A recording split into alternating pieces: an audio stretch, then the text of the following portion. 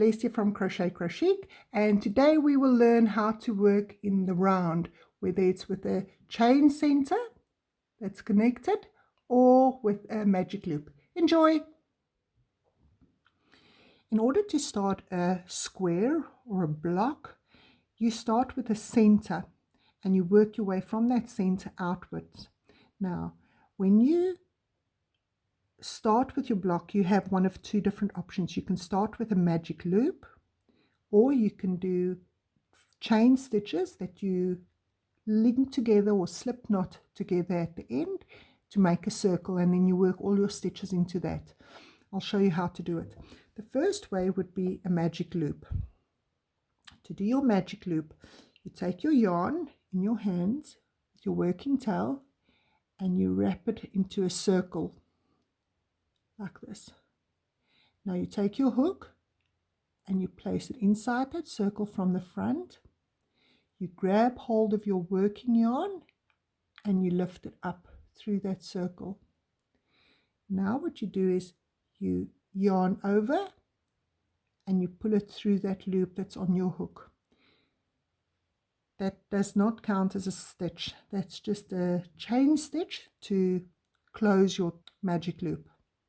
Now you start, say for example your instructions or your patterns say that you have 10 different single crochets in your magic loop. You continue on that line as if you're working a normal single crochet. So your single crochet, you go into the loop, yarn over, and pull through both the loops. Place your hook inside that circle, yarn over, and pull through both loops. Put your hook inside the loop, yarn over, pull through, yarn over, pull through both loops. Now if you tighten this little tail here, your circle is going to become smaller. So let's do a couple more single crochets. Your hook is inside the circle, you yarn over, and you hold on to your working tail or your tail and your circle. Yarn over and pull through both of the loops on your hook. Place your hook, yarn over, pull through that loop, yarn over, and pull through both the loops on your hook.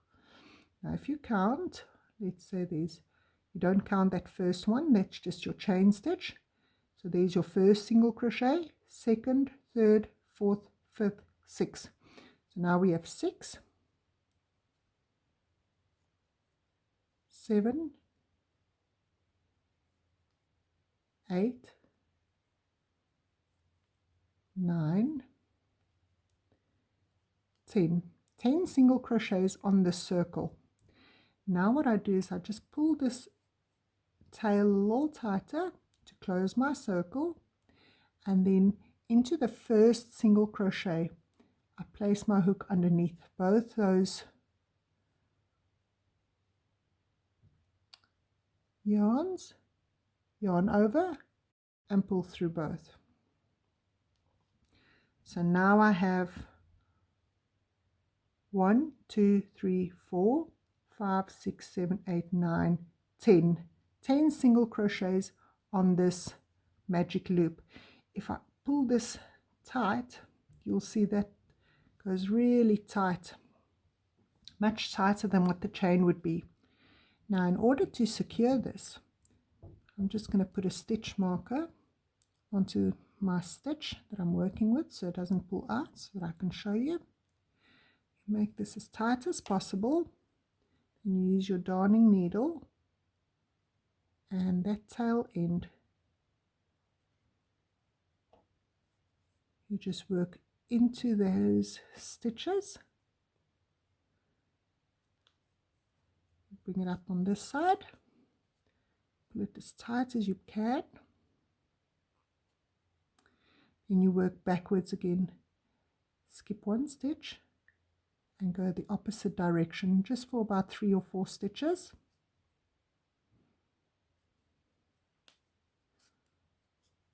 To secure your yarn, and then you do it one more time, just about 3 or 4 stitches.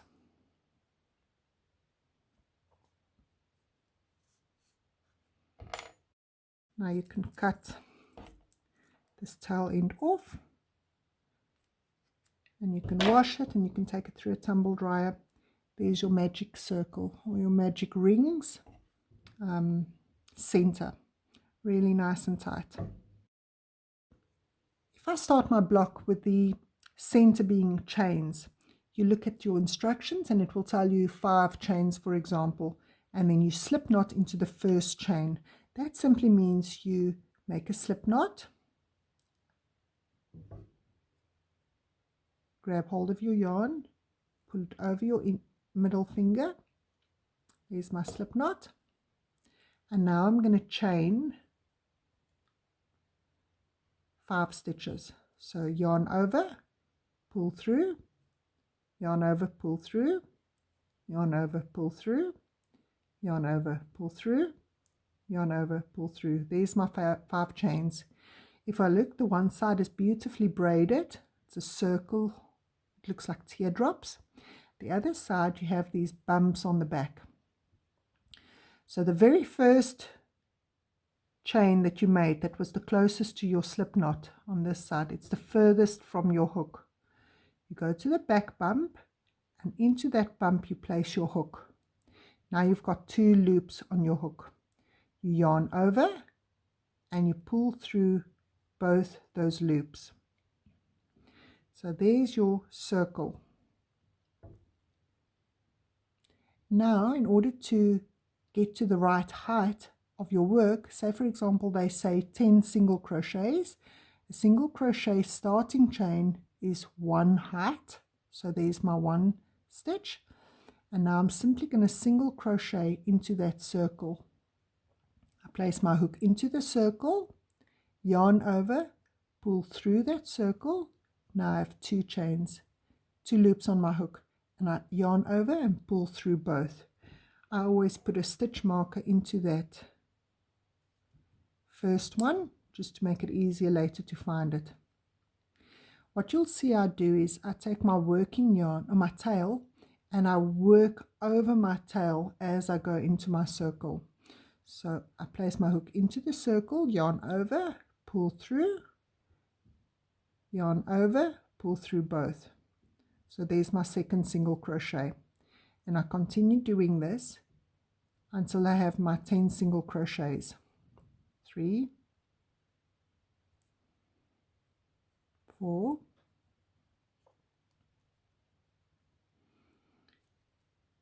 5, 6,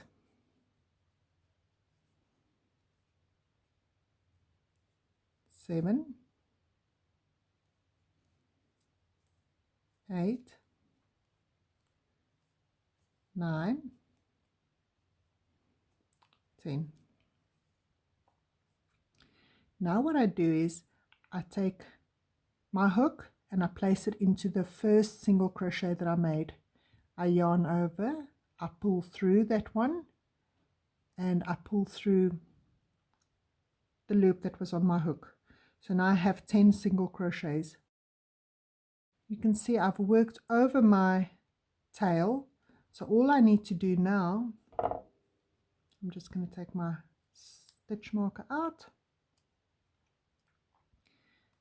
put it into my stitch just to keep it, and then this tail end, all I need to do is just go and place it into that circle that I've made. Take my tail, put it inside my darning needle and pull through just for a few stitches. It can be 3 or 4 stitches. Then I put my darning needle in again, going the opposite direction, put my yarn in and pull it through, and then one last time.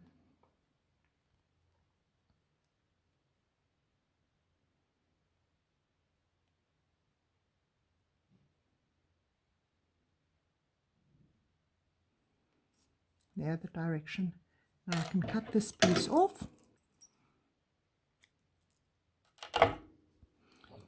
And there's my center of my block with the chain stitch. Now you can see the difference between the two. That was done with chain stitches, 5 chain stitches. And this one is done with a magic loop. Magic loop is a lot tighter than my chain stitches. You can make it a lot smaller than your chain stitches. If you found my video useful, please remember to like and subscribe to my channel.